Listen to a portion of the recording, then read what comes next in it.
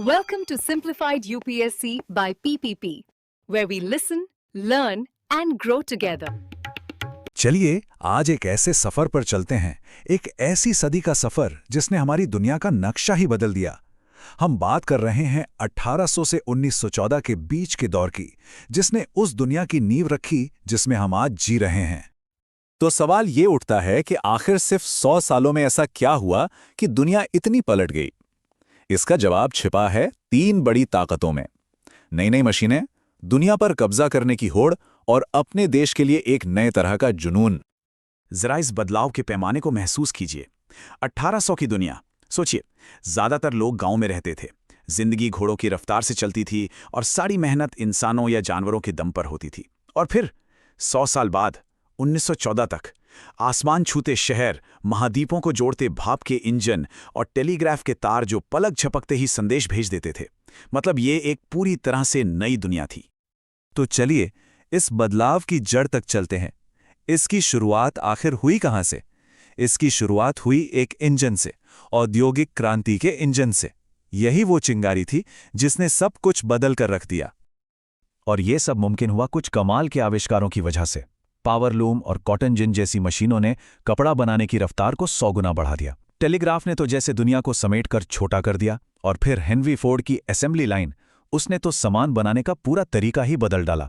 समझिए, ये सिर्फ मशीनें नहीं थीं, ये लोगों के जीने और काम करने के तौर तरीके बदल रही थीं। अब इस चार्ट को देखिए, ये दिखाता है कि उन आविष्कारों का असर कितना जबरदस्त था। ब्रिटेन में कपास की खपत को देखिए जरा। ये सिर्फ कोई मामूली बढ़ोतरी नहीं है, ये एक विस्फोट है। नई मशीनों की भूख इतनी जबरदस्त थी कि उत्पादन की रफ्तार बस हैरान कर देने वाली थी। तो जाहिर है इस औद्योगिक तूफान का समाज पर भी बहुत गहरा असर पड़ना ही था।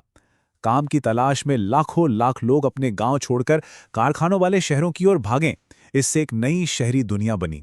हाँ, वो भीड़-भाड़ वाली थी, थोड़ी गंदी थी, लेकिन मौकों से भी भरी हुई थी। अब देखते हैं कि कैसे इस औद्योगिक इंजन ने कच्चे माल और नए बाजारों के लिए एक ऐसी भूख पैदा की जिसने पूरी दुनिया में साम्राज्यवाद की आग फैला दी। इसी को कहते हैं साम्राज्यवाद। मतलब सीधी सी बात है, अमीर और ताकतवर देश कमजोर देशों पर कब्जा कर रहे थे ताकि उनके संसाधनों का इस्तेमाल कर सकें और अपना बना हुआ सामान बेच सकें। ये सिर्फ जीत नहीं थी, ये एक सोची समझी आर्थिक लूट थी। लेकिन ये कब्जा करने के तरीके अलग अलग थे। कहीं पर सीधे कॉलोनी बनाकर शासन किया जाता था, तो कहीं आर्थिक साम्राज्यवाद के जरिए, जहां एक आजाद दिखने वाले देश की अर्थव्यवस्था पर किसी दूसरे देश की कंपनियों का पूरा कंट्रोल होता था। इन इलाकों को चलाने के लिए यूरोपीय ताकतें 2 मुख्य तरीके अपनाती थीं।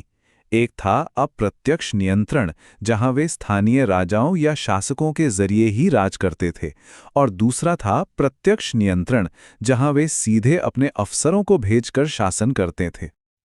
और इस साम्राज्यवाद का पैमाना कितना बड़ा था, इसका अंदाजा इन 2 बातों से लगता है।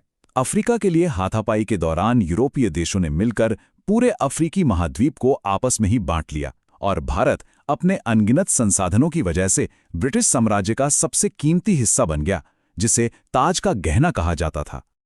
लेकिन ऐसा नहीं था कि लोगों ने चुपचाप गुलामी स्वीकार कर ली। बिल्कुल नहीं। पूरी दुनिया में कब्जे के खिलाफ आवाजें उठीं।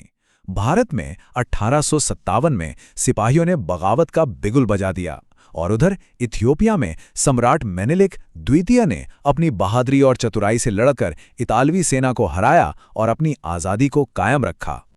तो देखिए, एक तरफ तो दुनिया पर कब्जे की होड़ थी, लेकिन दूसरी तरफ इन्हीं बदलावों की वजह से देशों के अंदर भी नए सवाल उठ रहे थे। लोगों ने सवाल करना शुरू कर दिया था कि समाज में असली ताकत किसके हाथ में होनी चाहिए। और यहीं पर सामने आती है इस दौर की एक और बहुत बड़ी ताकत, राष्ट्रवाद। ये एक ऐसी भावना थी कि लोगों को किसी राजा या साम्राज्य के बजाय अपने देश के प्रति वफादार होना चाहिए, जहां सभी लोग एक जैसी भाषा और संस्कृति साझा करते हैं। ये एक ऐसी ताकत थी जो देश बना भी सकती थी और बड़े बड़े साम्राज्य तोड़ भी सकती थी। और इस राष्ट्रवाद ने कई अलग अलग रूप लिए।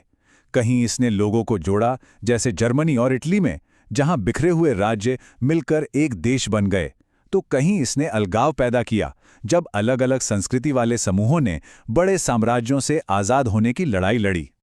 राष्ट्रवाद के साथ साथ लोकतंत्र की मांग भी जोर पकड़ रही थी।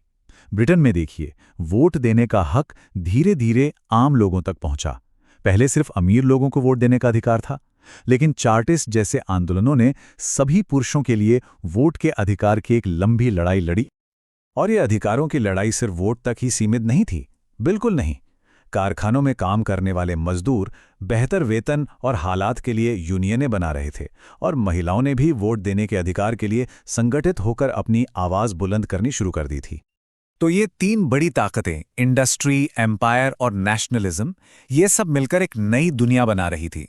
एक ऐसी दुनिया जो पहले से कहीं ज्यादा ताकतवर थी, ज्यादा जुड़ी हुई थी, लेकिन साथ ही बहुत ज्यादा अस्थिर और प्रतिस्पर्धी भी थी। सदी के अंत तक दुनिया एक तरह से बारूद के ढेर पर बैठी थी।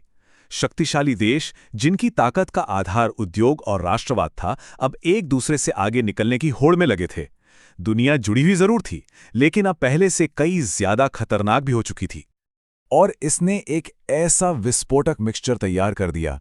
हर बड़ा देश हथियारों की होड़ में शामिल था, राष्ट्रवाद का नशा लोगों के सिर चढ़कर बोल रहा था, और देशों ने खुद को दुश्मन और दोस्त के खेमों में बांट लिया था।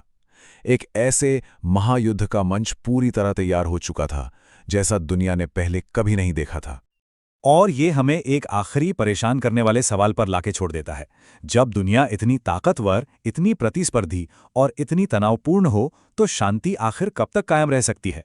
19वीं सदी ने आधुनिक दुनिया तो बनाई, लेकिन उसने 20वीं सदी की सबसे बड़ी तबाही की जमीन भी तैयार कर दी थी। Thanks for watching. Follow us on Telegram and Instagram. Don't forget to like, share, and subscribe.